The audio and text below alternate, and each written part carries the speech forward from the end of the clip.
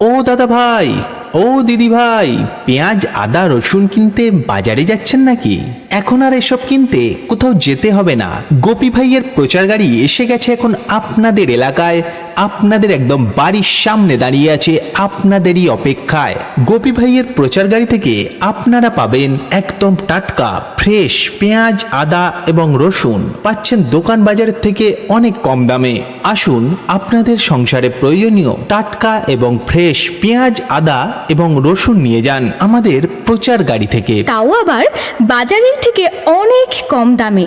তাই তো বলছি, মাসিমা আসুন, কাকিমা আসুন, দিদিভাই আসুন ও বৌদিমণি, দূরে দাঁড়িয়ে কি এত ভাবছেন, আপনিও আসুন। আসুন আপনাদের সংসারে প্রয়োজনীয় টাটকা ও ফ্রেশ পেঁয়াজ আদা এবং রসুন নিয়ে যান আমাদের প্রচার গাড়ি থেকে।